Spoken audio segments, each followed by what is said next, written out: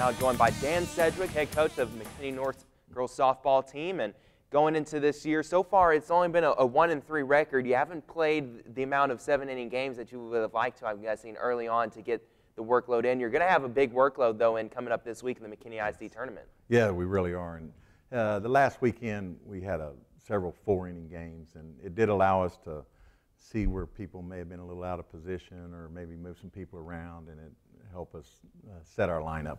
But you're right, going into this tournament, we'll get longer games, and should get us well prepared for district.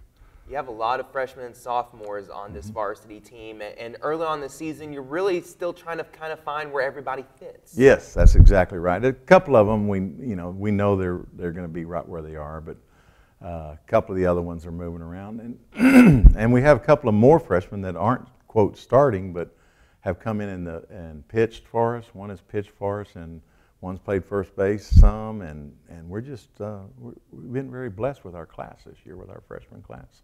So there's 5 of them that are going to be probably letter on varsity this year, 5 freshmen. So we're excited about that class.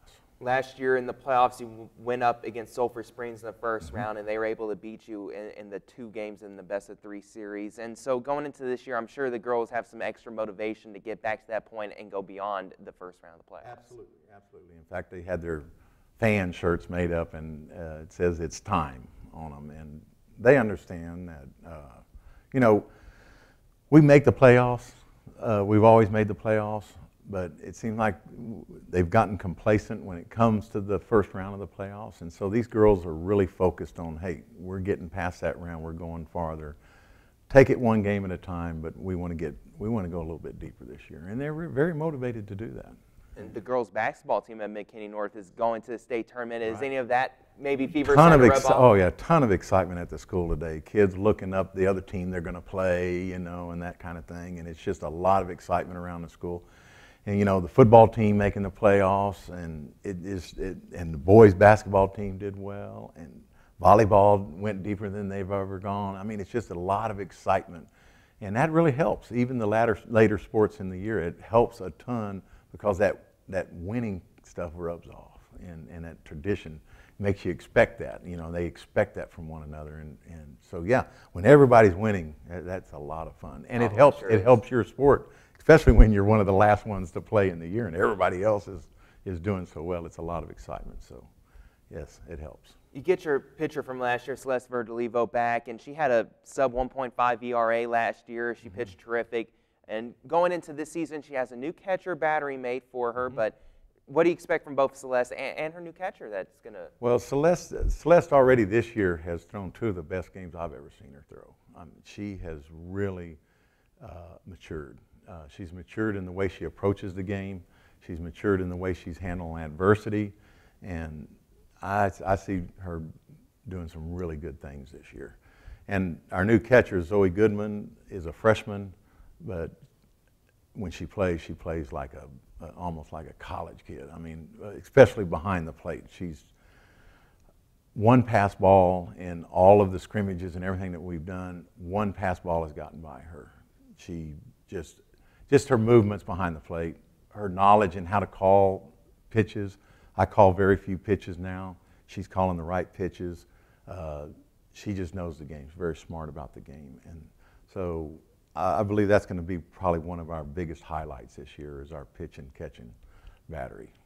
So. Going into the season, you have a lot of offense to replace with Taylor McAllister leaving the team going into college. She had last year, I think, 10 home runs, 51 RBI. So where's that production going to come from? Who do you need to step up with their production numbers? Well, believe it or not, this freshman catcher hits the ball. She's already hit one that's at least as far as Taylor ever hit one, and she knows how to swing a bat. She's going to pick up a lot of that production. I'm confident in that. She's something else. She's a great ball player, and that's part of it. We're kind of rearranging. Typically we've had a lot of quick kids in our lineup, and this year we don't have a lot of the quickness. We've got some, but not a lot, and so we're kind of rearranging our batting order a little bit and doing some things differently to pick up that production. So One of your leaders coming back from last year's team is Allie Lindsay. She was one of your standouts from last year. What have you seen from her early on that lets you know that she's going to be equally as good, if not better? Great leadership. Great leadership. She takes those young kids under her wing. We go to eat. She finding the younger kids, the ones that are sitting by themselves like, you know, what do I do now? That kind of thing. And she takes those kids, grabs them, and puts them all at one table and sits down with them and make them feel part of the team. I mean, she's just always looking. She's got a great heart. She's always looking for a way that she can help those kids, help bring them along.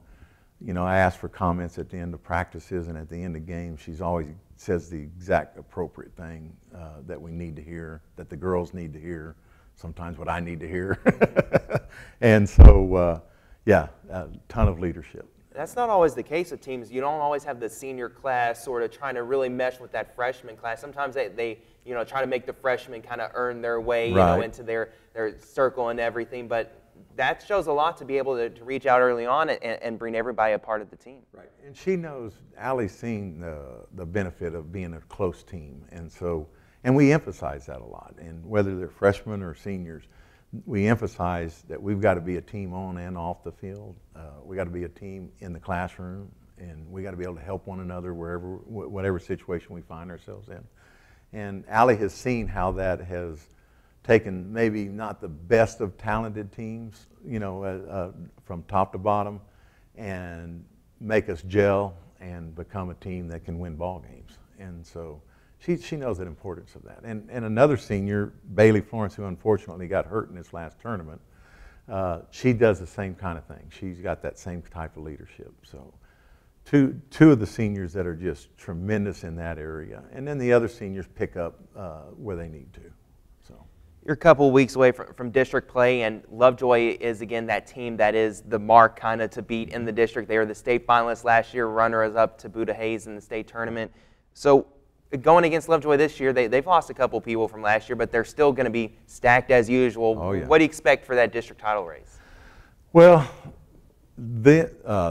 Lovejoy, us, and Wiley, I got a feeling will be right there in the mix.